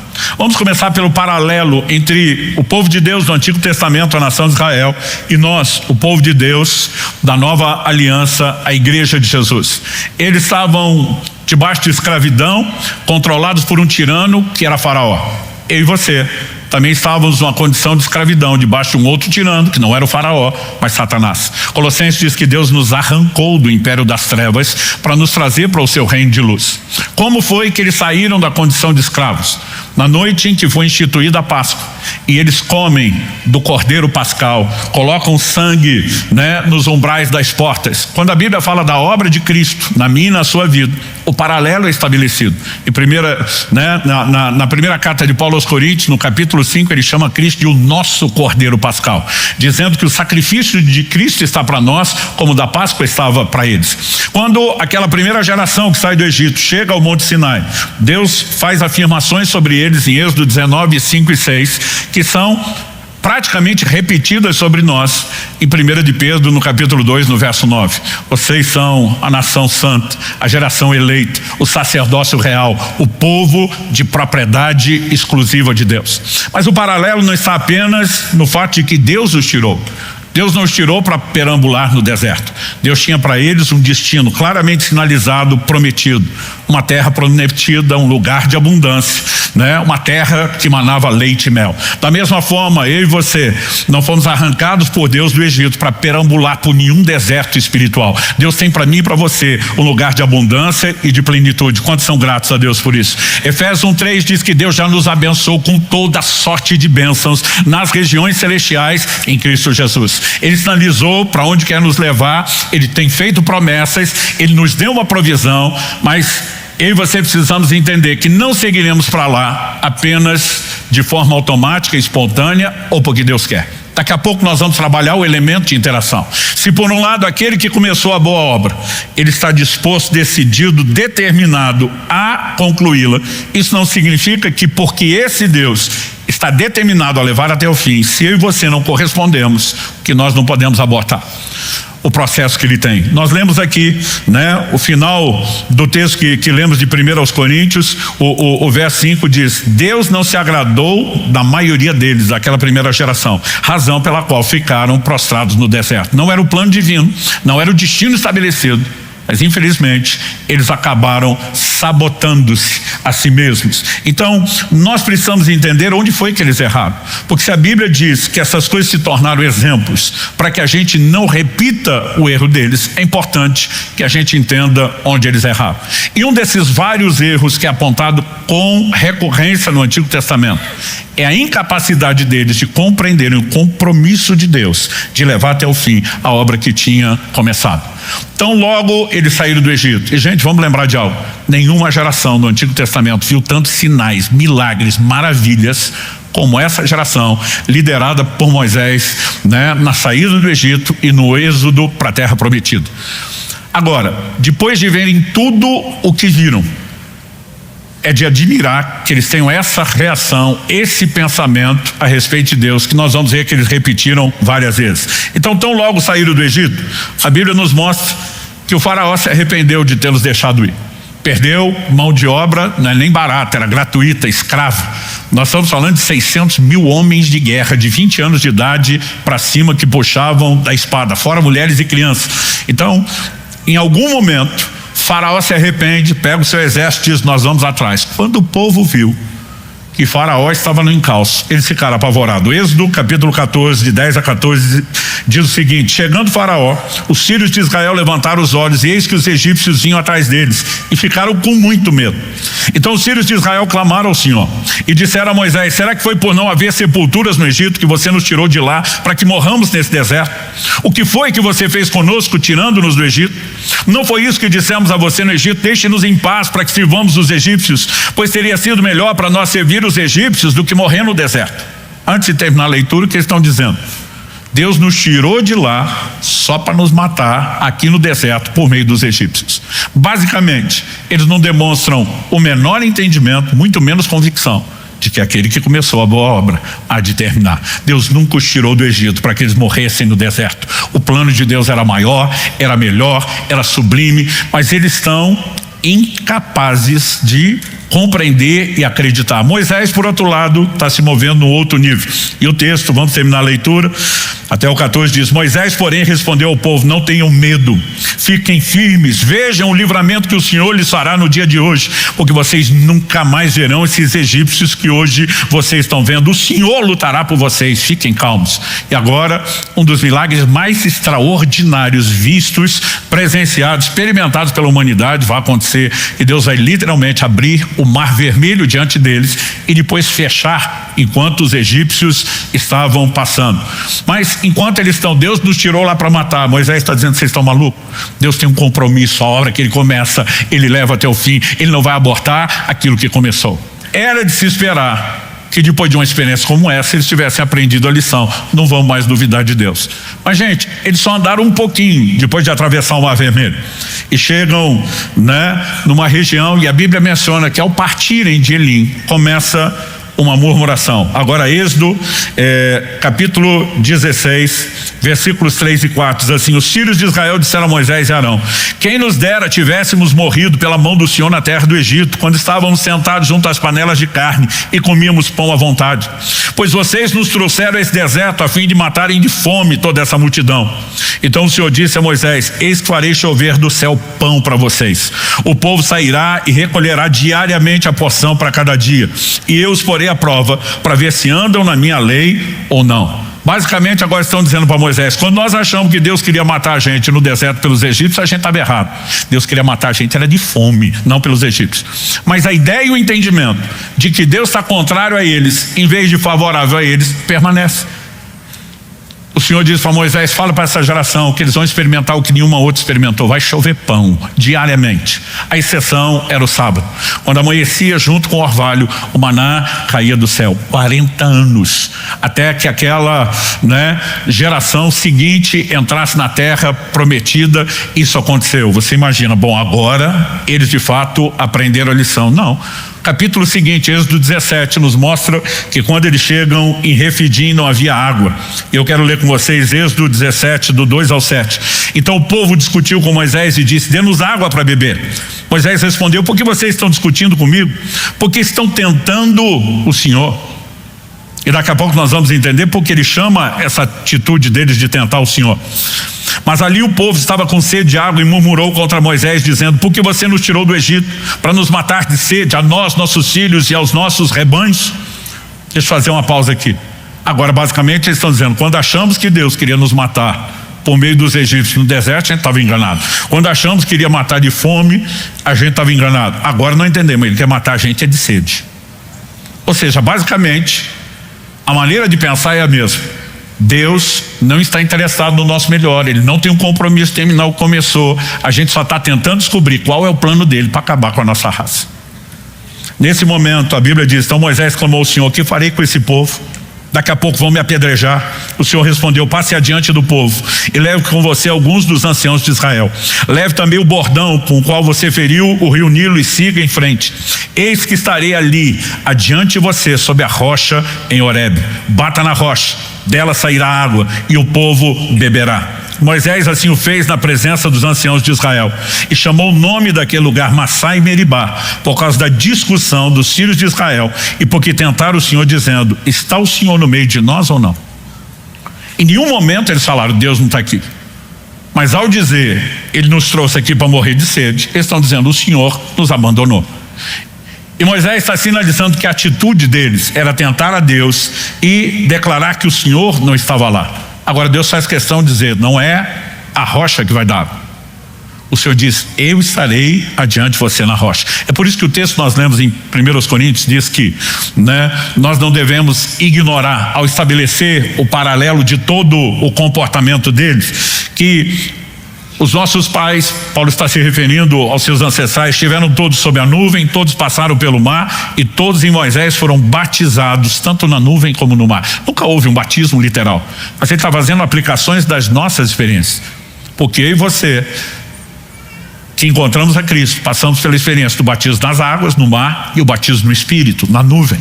Mas ele segue e continua dizendo: todos eles comeram do mesmo alimento espiritual. Em relação a eles, uma referência ao maná. Em referência a nós, Jesus aplica o texto que fala do maná de Deuteronômio 8:3 e diz: nem só de pão viverá o homem, mas de toda a palavra que sai da boca de Deus. A Bíblia diz que eles beberam da mesma bebida espiritual. Eles não beberam de uma água qualquer. Isso sinaliza aquilo que eu e você experimentamos. Paulo escreve aos Coríntios e diz que a todos nós foi dado de beber de um só Espírito. Ou seja, nós estamos falando de uma geração que, no estabelecimento do paralelo bíblico, você não pode dizer que não teve uma experiência com Deus, que Deus não tinha começado nada com eles. Agora, a Bíblia diz: bebiam de uma pedra espiritual que os seguia, porque a pedra era Cristo. Quando você lê o relato do Êxodo, não tem uma pedra literal acompanhando eles, mas quando sai água da pedra, o Senhor diz: eu estarei lá. Em outras palavras, o Senhor estava dizendo: eu sempre estive com eles e fui eu quem cuidou deles. Agora, eles falharam e falharam de modo grosseiro em reconhecer a parte de Deus. Mas se eu e você, em vez de seguir o exemplo deles, nos posicionarmos como Paulo, dizendo: eu estou convencido, estou convicto, estou bem certo de que aquele que começou a obra vai terminar, então isso significa que o sucesso da caminhada está garantido? Eu diria também não. O primeiro passo é reconhecer a parte de Deus e que ele não vai falhar na dele. Mas eu e você precisamos reconhecer que além da parte de Deus também tem a nossa. Em toda a esfera do relacionamento com Deus, não importa se nós estamos falando do arrependimento do homem, da conversão, do novo nascimento, do enchimento do Espírito, se nós falamos da operação dos dons, do ministério, o elemento de interação sempre estará presente. Você nem vai ver Deus fazendo tudo de um lado sozinho, e é impossível que o homem tente fazer qualquer coisa sozinho, sem Deus. Mas sempre temos o elemento da interação. Então, para tentar explicar isso, deixa eu mencionar aqui para você um texto bíblico. 1 Tessalonicenses 5, versos 22 e 24. Aqui nós temos uma distinção entre a parte divina, a parte humana, ou seja, a parte de Deus e a nossa, mas na combinação desses elementos. No verso 22 de 1 Tessalonicenses 5, o apóstolo Paulo diz assim: abstenham-se de toda forma de mal. De quem é a responsabilidade de se abster, de se manter longe do mal, do pecado? Nossa. Mas na sequência ele diz no verso 23, o mesmo Deus da paz o santifique em tudo. Santificação não é só o esforço de ficar longe do que é errado. Deus tem recursos transformadores para mim e para você, e quem opera a santificação é Ele. Mas Deus não opera uma santificação unilateral que impede você de se associar ao mal. Ele espera que você o faça, mas Ele também não deixou tudo só na sua conta, na minha conta, na nossa conta. Ele tem recursos para mim e para você. Com essa combinação, Paulo diz, e que o espírito, a alma e o corpo de vocês sejam conservados íntegros e irrepreensíveis na vinda do Senhor Jesus Cristo. Agora é o que ele fala na sequência: fiel é aquele que o chama, o qual também o fará. Fiel, digno de confiança, acima de qualquer suspeita, é aquele que nos chama. Ele não nos chamou para abandonar o processo na metade. Ele não vai deixar eu e você na mão. Não há a menor chance de que ele volte as costas ou nos abandone no meio do processo, porque aquele que nos chamou é fiel. Ele também fará. Ele vai levar até o fim aquilo que começou. Você pode repetir isso comigo? Diga: fiel é o que nos chama, o qual também o fará. Agora, nós vemos que a santificação envolve tanto uma provisão e uma ação divina quanto a responsabilidade humana. Com esse entendimento que é bíblico, que é a nossa doutrina neotestamentária, eu quero que a gente volte para o texto de 1 Coríntios 10. Nós lemos no início do verso 1 até o verso 6. Agora eu quero continuar a partir do verso 7 até o 13 de 1 Coríntios 10. O apóstolo Paulo diz assim: não sejam idólatras, como alguns deles, falando daquela geração que saiu do Egito, como alguns deles foram. Conforme está escrito, o povo assentou-se para comer e beber e levantou-se para se divertir. E não pratiquemos imoralidade, como alguns deles o fizeram e caíram mortos num só dia 23.000. Não ponhamos Cristo à prova, como alguns deles o fizeram. Lá a Bíblia diz que eles tentaram o Senhor. E a Bíblia está dizendo que eu e você podemos ter comportamento semelhante, como alguns deles fizeram e foram mortos pelas serpentes. Não fiquem murmurando, como alguns deles murmuraram e foram destruídos pelo exterminador. Essas coisas aconteceram com eles. Agora vem uma repetição do verso 6, que fala do exemplo. Essas coisas aconteceram com eles para servir de exemplo. Foram escritas como advertência a nós, para que o fim dos tempos tenha chegado. Por isso, por causa do exemplo que nos é dado, registrado, e Deus claramente deixou esse exemplo para provocar em nós resposta. Por isso, diz o verso 12, aquele que pensa estar em pé, veja, dependendo da tradução, cuide para que não caia. Mas o verso seguinte acrescenta: não sobreveio a vocês nenhuma tentação que não fosse humana, mas Deus é fiel e não permitirá que vocês sejam tentados além do que podem suportar. Pelo contrário, juntamente com a tentação proverá livramento para que vocês o possam suportar. Então qual é a ideia? Deus vai terminar o que começou, sim. Deus nunca vai abortar a obra dele. Se a corda puder roer e algo puder acontecer de ruim, nunca diz respeito à parte de Deus, diz respeito a nós. Então ele diz: faça a parte de vocês, cuide para não tropeçar como eles tropeçaram. Cuide em cada área, porque às vezes a gente está forte numa e vacilão na outra. Cuide em cada uma dessas áreas para que você não caia. Eu lembro de uma conversa que eu tive com um crente há muito tempo atrás. Ele: não, pastor, é impossível vencer o pecado. Eu falei: como é que é? Não, a tentação é do diabo, é sobrenatural, é além das nossas forças. Eu falei: eu não sei que Bíblia você anda lendo, provavelmente não anda lendo. E eu citei para ele esse texto, o verso 13 de 1 aos Coríntios 10. A Bíblia diz: não sobreveio a vocês nenhuma tentação que não fosse humana. A tentação não é sobre-humana, é humana. Ela não é sobrenatural, ela é natural. Ele olha para mim e diz: mas o diabo é o tentador. Eu falei: mas a tentação não é sobrenatural. O diabo, o tentador, é sobrenatural. A tentação é natural. Falei explicando de outro jeito: o diabo, tentador, sobrenatural, está do lado de fora. A tentação está do lado de dentro. Ele: como assim? Falei: Tiago capítulo 1. Cada um de vós é tentado quando atraído e enganado pelo próprio desejo. É o seu desejo que te trola. Mas Satanás é o tentador, dizia. Eu falei: o tentador está do lado de fora, a tentação está do lado de dentro. O tentador do lado de fora nunca vai empurrar para dentro de você um desejo que você não tinha. A única coisa que ele faz é botar o cardápio debaixo do seu nariz e provocar ou estimular o seu desejo. O tentador pode ser sobrenatural. A tentação nunca foi e nunca será. Se eu e você não cremos de forma correta, não temos chance de vencer. Porque se a tentação é sobrenatural e vencê-la é esforço humano, gente, Você pode dar o perdido antes da briga começar. Agora, só existe uma coisa sobrenatural mencionada nesse texto, e não é a tentação. A única coisa sobrenatural que aparece aqui é a promessa de livramento. Deus proverá livramento. De novo, nós somos chamados a olhar para o caráter de Deus. Deus é fiel. Ele não vai permitir que você seja tentado além das suas forças. Isso seria não só injusto, seria uma falta de compromisso dele, que começou a boa obra e que quer terminá-lo. A Bíblia diz, ele não só não vai permitir que você seja tentado além das forças, mas mesmo que esteja no nível do que você pode suportar, ele não te deixa sozinho brigando. Ele tem livramento, ele tem uma graça que é transformadora, que é capacitadora para mim e para você. Então, se tem um elemento sobrenatural, é a capacidade de vencer. Agora, se o crente pensa que a tentação é sobrenatural e a capacidade de vencer é natural, vai dar ruim. Mas se nós entendemos o inverso, peraí, a tentação é natural e o recurso para vencer é sobrenatural, e Deus nunca vai falhar na parte do recurso, é só eu e você. Aprendemos a usufruir o que Deus tem, a acreditar e acessar aquilo que Ele nos disponibiliza para que essa obra não seja abortada. A Bíblia fala que muitos deles ficaram prostrados no deserto. Mas esse nunca foi, nunca será o plano de Deus para mim e para você. Ele é fiel, provê os recursos para permanecermos em pé, mas a nossa responsabilidade é cuidar para não cair. Essas afirmações não se contradizem, elas se complementam. Nós podemos ver isso numa outra fala do apóstolo Paulo, 2 Timóteo, no capítulo 1, no verso 12, que reflete essa confiança no caráter de Deus, e diz, é por isso, e por isso, estou sofrendo essas coisas, mas não me envergonho, 2 Timóteo 1,12, não me envergonho, porque sei em quem tenho crido, e estou certo de que Ele é poderoso para guardar aquilo que me foi confiado até aquele dia. Seria tolice algum de nós achar que pode perseverar sozinho. Jesus diz em João 15,5, sem mim nada podeis fazer. O problema é que alguns mudam o sem Ele eu não posso, a gente quer que Ele persevere em nosso lugar sozinho, sem a gente, o que também não é bíblico.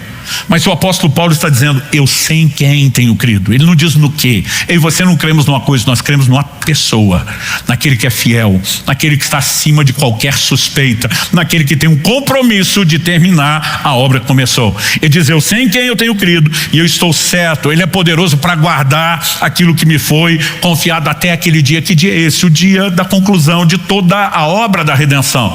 Agora, esse Paulo que externa a confiança de que Deus é poderoso para guardar, de que Ele tem recursos para oferecer a mim e a você. Ele também diz na mesma epístola de 2 Timóteo, dessa vez no capítulo 4, no verso 7, combati o bom combate, completei a carreira, guardei a fé. Ele não está dizendo Deus combateu por mim, ele não está dizendo Deus completou a carreira por mim, ele não está dizendo Deus guardou, ele assume a responsabilidade. Eu fiz minha parte, mas eu sabia o tempo todo, enquanto fazia a minha parte, que a parte dele jamais falharia. Então, se por um lado temos que acreditar o tempo todo que Deus não falha na parte dele, eu e você precisamos entender, se a possibilidade da ruim é a nossa, a gente também não pode falhar do lado de cá. Essa é a forma através da qual eu e você podemos garantir que a obra que foi iniciada por Deus continue até que ela seja terminada, até que ela seja concluída. Mas isso tudo vai exigir de mim e de você não apenas dedicação, fé e confiança em quem Ele é e nos recursos que Ele nos disponibiliza. Mas eu queria concluir tentando traduzir de uma maneira mais prática o que significa confiar em Deus. A confiança, ela é essencial. Em Hebreus, no capítulo 3, do verso 12 a 14, a Bíblia diz assim, tenham cuidado, irmãos, para que nenhum de vocês tenha um coração mau e descrente que o leve a se afastar do Deus vivo. Algumas traduções dizem que nenhum de vocês tem um perverso coração de incredulidade. É a mesma coisa, descrente, incrédulo. A palavra no original grego, apistia, ela significa infidelidade, incredulidade, falta de fé, descrença. E ele está dizendo que o leve a se afastar do Deus vivo. Só pode se afastar quem já aproximou. Quem está longe já está distante de Deus. Agora, como que nós nos aproximamos de Deus? A Bíblia diz que nós fomos salvos pela fé. Mas o crente precisa entender que ele não precisava de fé, só podia dar conversão. Alguns acreditam, não, eu preciso crer para ser salvo. Depois é que nem emprego público concursado. Entrou, está garantido, não tem o que te derrube de lá. Eu quero te dizer que essa não é a forma como a vida cristã funciona. O escritor segue e diz no verso 13, pelo contrário. O que é o contrário de afastar de Deus? permanecer perto, colado, juntinho. Como diz o mineiro, eu gosto, agarrado nele. Ele diz, pelo contrário, animem uns aos outros todos os dias, durante o tempo que se chama hoje, a fim de que nenhum de vocês seja endurecido pelo engano do pecado.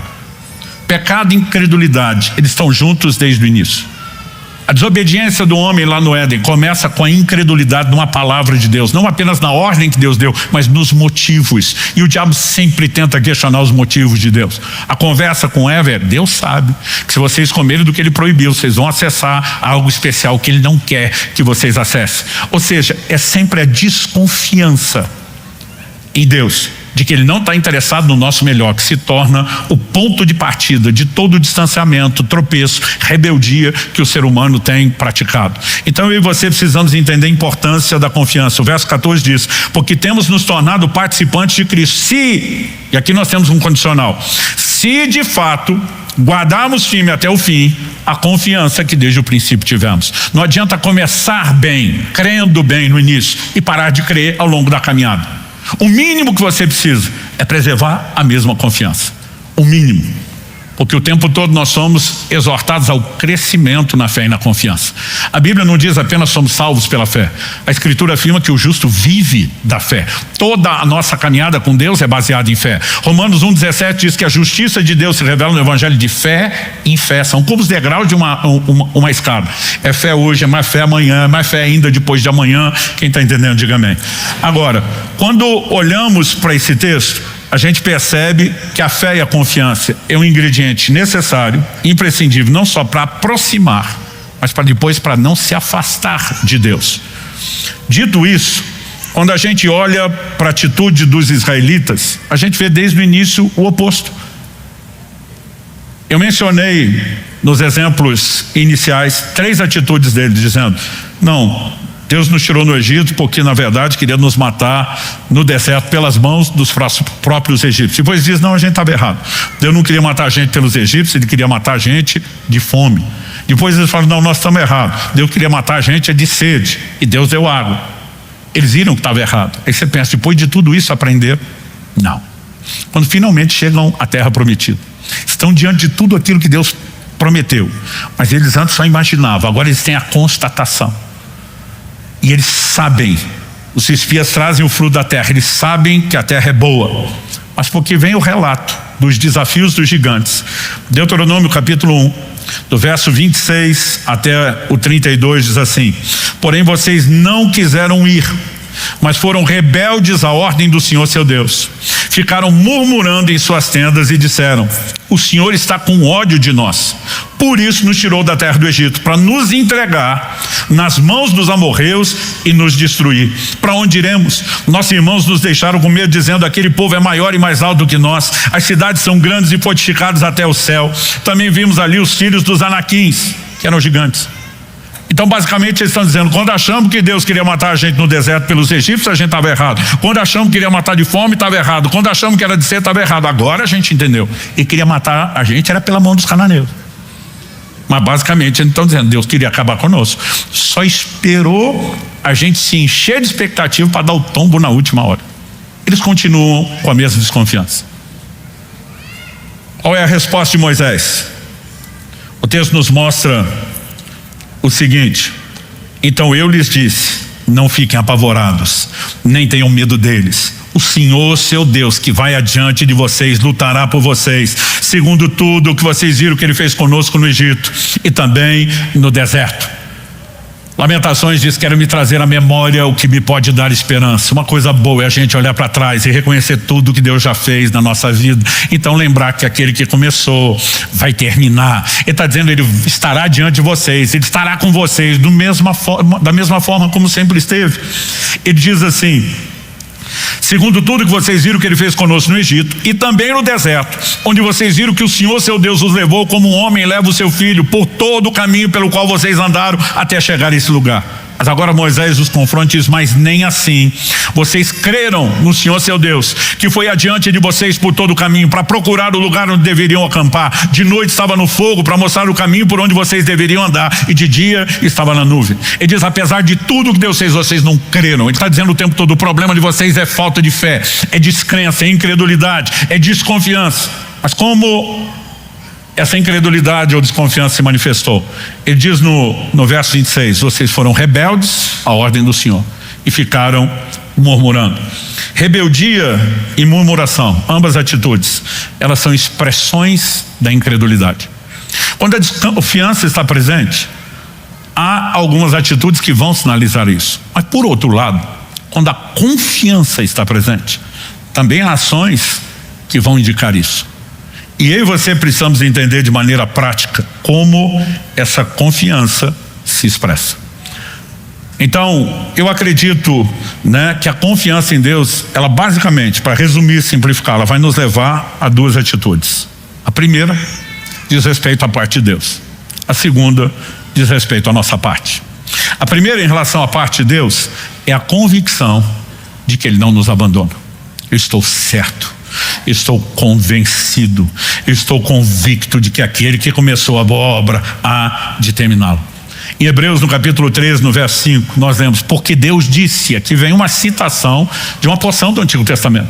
Ou seja, Deus está falando, reafirmando, ou dizendo de novo o que Ele já disse antes. Porque Deus disse, de maneira alguma deixarei você, nunca, jamais o abandonarei.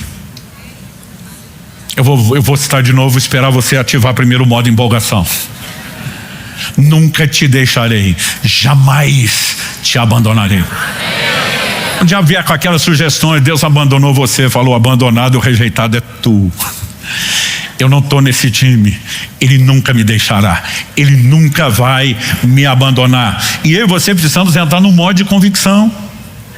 Mas a segunda expressão da confiança não é só a convicção de que Deus não desiste, é uma resposta a isso. Se Ele não desiste de mim, por que motivo eu vou desistir dele? Então do lado de cá, e a Bíblia nos fala isso sobre confiança. Hebreus capítulo 10, verso 35. Depois eu quero ler até o 39, 35. Portanto, não percam a confiança de vocês, porque ela tem grande recompensa. Então, a confiança que foi aplicada no início, ela pode se perder ao longo do caminho. Eu vejo um monte de gente dizendo, o crente foi salvo pela fé, não tem como perder isso. Eu não sei que Bíblia esse povo lê. A mesma confiança que te introduziu pode ser perdida. Se for perdida, você vai se afastar de Deus. Agora, você não é obrigado a mantê-la sozinho. Há recursos de Deus para te ajudar, mas nós temos que preservar. Agora a Bíblia está dizendo que é um bom motivo para não perder. Ela tem uma grande recompensa. Outro dia um crente falou, pastor, mas está muito difícil a circunstância. Agora eu falei, imagina como vai ficar se você desistir de Deus e ir para o inferno a eternidade toda. Então, se está difícil agora, seja inteligente e não piorar isso por toda a eternidade. Mas normalmente a gente não pensa direito, a gente só está sendo emotivo. Eu e você precisamos nos lembrar da recompensa. O apóstolo Paulo escreve em Romanos 8,18: as aflições do tempo presente não podem se comparar com a glória que em nós há de ser manifesta. E eu e você precisamos nos lembrar o dia que eu e você finalmente cruzarmos aquela linha de chegada. E do lado de lá, os lábios sorridentes do Senhor Jesus estiverem dizendo, servo bom e fiel, entra. Tudo dentro de mim e de você, cada fibra do nosso ser vai gritar, valeu a pena, valeu a pena, valeu a pena. Não importa a dor, não importa o sacrifício, não importa a dificuldade, o perrengue que eu e você enfrentamos terá valido a pena. Há uma grande recompensa, uma recompensa eterna, gloriosa, indescritível, e nenhum de nós deve abrir mão disso. Mas o verso 36 continua, depois de dizer, não percam a confiança de vocês, porque ela tem grande recompensa, diz, vocês precisam perseverar, para que havendo feito a vontade de Deus, alcancem a promessa. Deus está dizendo, lembra do lugar que eu prometi, aonde eu vou levar vocês. Agora, responsabilidade de perseverar é sua, de se animar com a recompensa que eu tenho para você é sua. Vocês precisam perseverar, porque não adianta fazer a vontade de Deus durante boa parte da jornada, mas no final não alcançar a promessa. Versos 37 a 39, porque ainda dentro de pouco tempo aquele que vem virá e não irá demorar. Está falando da vinda de Jesus. Mas o meu justo viverá pela fé. E se retroceder, que é o oposto de viver pela fé, dele a minha alma não se agradará. Nós, porém, não somos dos que retrocedem para a perdição. Nós somos da fé para a conservação, para a preservação da alma. Então, se por um lado a confiança olha e sabe, Deus não vai me abandonar, Ele vai terminar o que começou, Ele não desiste de mim. Por outro lado, a mesma confiança me leva a dizer, então não há motivo para que eu desanime e eu desista dele no processo. Eu me lembro da adolescência ter visto amigos que estavam buscando ao Senhor comigo desistirem. Vários deles diziam, não, cara, eu não vou aguentar. Eu tenho certeza que eu não vou aguentar, vou acabar pecando, e já que vai dar ruim mesmo, eles antecipavam o processo. Eu dizia, você está maluco? Porque você acha que não vai aguentar. Não é porque você já tropeçou, é porque você acha que não vai aguentar, você já está desistindo. Não, porque a hora que eu pecar, Deus vai me chutar. Eu falei, olha, deixa eu te dizer uma coisa, se um dia eu tropeçar, eu vou fazer de tudo para não tropeçar. Se um dia eu tropeçar e Deus for me chutar, eu dizer para meus amigos, ele que me chute com força, porque senão eu agarro no pé dele e não largo do pé dele mesmo sendo chutado por ele. Sabe, nós precisamos entender não só num Deus que não descarta e não chuta, mas num posicionamento do lado de cá, dizendo, não tem a menor chance de eu abrir mão, eu assumir esse compromisso para nunca mais voltar atrás, para levar até o fim, eu vou alcançar a promessa, eu vou desfrutar essa grande recompensa. Isso começa entendendo que ele está acima de qualquer suspeito, mas termina comigo correspondendo a todo o investimento dele. Quem está entendendo, diga amém. Para concluirmos, se você não tivermos uma fé que se alicerce no caráter de Deus, nós vemos Paulo não só falando das suas convicções, em vários momentos chamando Deus de fiel, né, para falar da continuidade dessa obra. Se você não tivermos o entendimento correto, nós vamos falhar. A maior parte das vezes nós vemos a nação de Israel falhando, foi por pensar errado sobre Deus. No livro do profeta Jeremias, e vale destacar aqui que a geração de Jeremias, ela chegou no ápice, no apogeu da apostasia. Ninguém se distanciou tanto de Deus como esse povo, a ponto de dizerem, você vai ver essa expressão no livro de Ezequiel, contemporâneo, né? A ponto de dizerem, a nossa esperança se acabou. Quando começaram a dizer isso, Deus manda um recado. A clássica afirmação de Jeremias 29:11. Eu é que sei os pensamentos que tenho a respeito de vocês, diz o Senhor. Deus está dizendo, por que é que vocês estão dizendo o que é que eu penso? Quem sabe o que eu penso sou eu, e não vocês. Então vocês decidiram dizer o que é que eu penso? Eu é que sei o que eu penso, então deixa eu dizer o que eu penso, Deus está dizendo. São pensamentos de paz e não de mal, para dar a vocês um futuro e uma esperança. Ele está dizendo, não importa o quão longe vocês foram, o quanto caíram, o quanto tropeçaram, o quão distante ficaram de mim, eu não desisti de vocês. E se vocês se arrependerem, eu estou aqui, eu não mudei, eu sou o mesmo. Eu acho curioso que você encontra alguns teólogos da modernidade.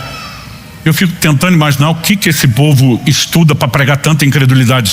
Os crentes ficam citando Jeremias 29:11 inapropriadamente, porque a exegese bíblica correta, Deus estava falando com Israel. Eu falo, é engraçado, então vocês acham que com Israel do Antigo Testamento Deus tinha um caráter e com a igreja do Novo Testamento ele tem outro.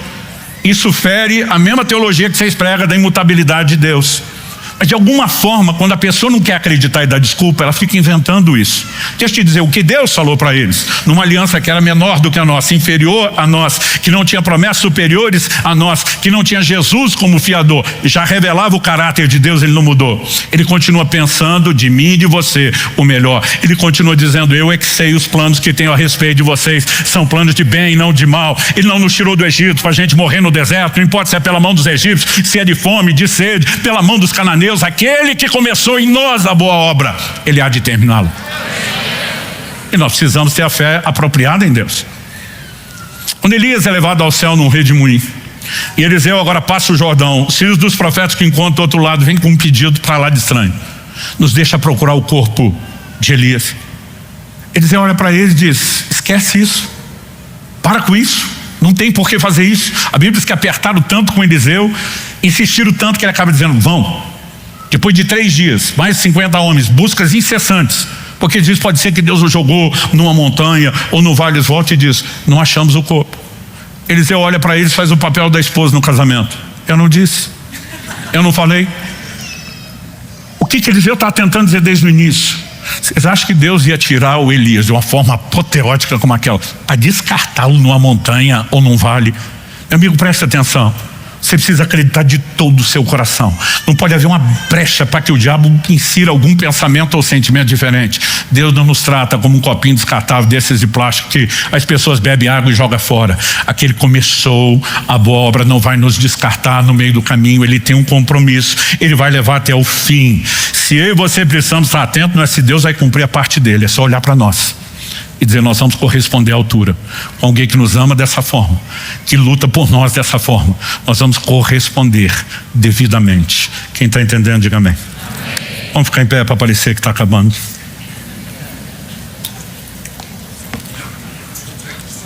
Meu Deus, eu oro com cada um dos meus irmãos e irmãs que estão nesse auditório, com aqueles que nos acompanham por essa transmissão online, ou mesmo posteriormente assistindo essa gravação. Eu oro que a mão do Senhor se estenda sobre cada um de nós. Não nos deixe, ó Deus, prosseguir a partir de agora apenas debaixo de um efeito de um discurso. Nós oramos por mais do que qualquer estímulo, ainda que mental ou emocional, que podemos ter recebido. Nós oramos por um toque dos céus. Nós oramos por um fortalecimento sobrenatural. Eu oro que toda seta de incredulidade que tem encontrado lugar no coração, na mente dos meus irmãos e irmãs caiam por terra.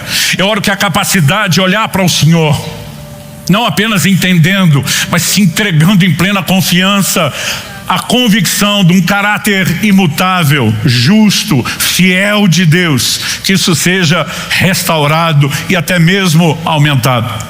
Nós oramos que a ação combinada do Teu Espírito e da Tua Palavra nos leve àquele lugar que a Escritura diz: a fé vem por ouvir e ouvir a palavra de Cristo. Eu oro por fortalecimento da fé, eu oro por fortalecimento espiritual, eu oro por um fortalecimento divino na convicção de caminhar com o Senhor sem desistir, sem virar as costas, sem desanimar, sem abandonar aquilo que foi começado. Estende a Tua mão.